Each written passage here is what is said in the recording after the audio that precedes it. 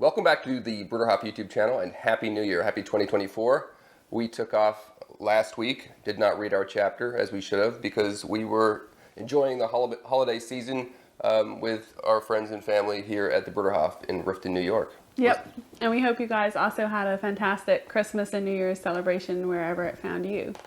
Yes, we do. And at the beginning of 2024, what better passage to start out with than the one we have here in chapter 47, the Golden Rule, Matthew 7:12. So, in everything, do to others what you would have them do to you, for this sums up the law and the prophets. The Golden Rule, everyone knows it. We all try to live by it, I think.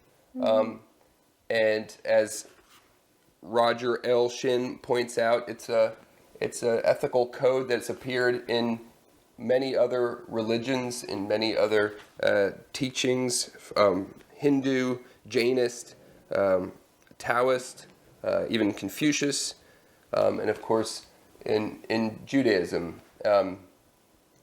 And it's golden because it's so central, so central to life. It's a precious ethical guideline. Some might call it a natural law. Yeah, I thought this chapter was really interesting, Rich, because you kind of have, at least to my mind, the three authors that contributed each make a different point. You have Roger Shin, who talks about this moral code and then talks about how it can be corrupted in a way and how it's not enough. There has to be the spirit behind it. It's not just he's saying it's beyond natural law, which I found interesting. And then John Wesley talks about how you do have to just take it at face value and how we can apply this and how it's so basic. We all want people to esteem and honor and love us for who we are. And through that, justice and mercy can follow. But we have to give people the same measure of love and worth that we want to give ourselves. So I think that's more in a perfect world scenario, but also close to my heart in the read of this Golden Rule. So I thought that was a great point. And then Leo Tolstoy takes it beyond the context of each two, someone I know, between you and I or whatever, and brings it into the context of the world and thinking more broadly of the suffering of other people and how to be disturbed by it, to not be comfortable and settled into our basic understanding. Well, I'm living happily because I'm treating someone by the Golden Rule where I live, but what does that mean in a broader global context? At least that was my basic read. Yeah.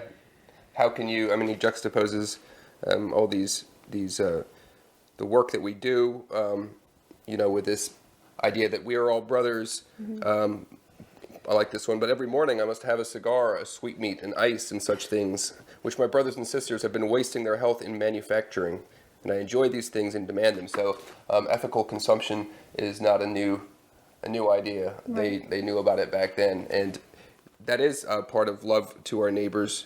I thought it was interesting to think how the Golden Rule cannot be applied legalistically, as Roger L. Shin writes. Obviously, I can't do for myself what a doctor can do for me, as he writes. But the motivation behind it, the motivation behind the Golden Rule needs to ultimately be love.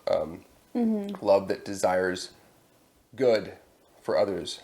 It doesn't desire evil. And sometimes that love may mean helping someone from going down a path that is going to be harmful for them. And it might not feel like love, right? They want to do something and you say, maybe that's not such a good idea. But it actually is love. Yeah. And I think like Shin says at the end, within the gospel, the Golden Rule can become a pathway of life. And I think next to your point, the fact is that God is love. And then what does that actually mean? It's beyond some fuzzy feeling, obviously. It's a whole way of life. It's a whole way of worship in that context. And The Golden Rule concludes the paragraph which starts, love your enemies. Love, mercy, forgiveness, the spirit of the Beatitudes. Here we find the spirit in which Jesus meant the Golden Rule. And I think that's really important to put it back into that context constantly and not just weaponize it as something that we can use for ourselves or our own gain. Mm-hmm. So 2 actionable points here from John Wesley, which I think you referred to them, but I think it's a great way to maybe end off this video. We can apply this in 2 obvious instances.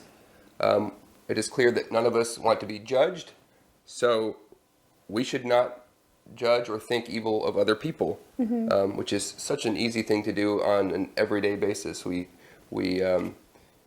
question other people's motives a lot of times when probably there's no good reason for it. The second one is we would love it if everyone would esteem us and think well of us. So that's another thing we should do. It goes hand in hand. We should think well of the work other people are doing. It's important for us here in community where we live together in trust and try to work together that every day we try to think well of one another and not suspect that so-and-so isn't doing as much as they could, or, what if this person is not pulling their weight. But if we actually esteem others higher than ourselves, as the apostle writes, that's going to be a way to a much happier life together.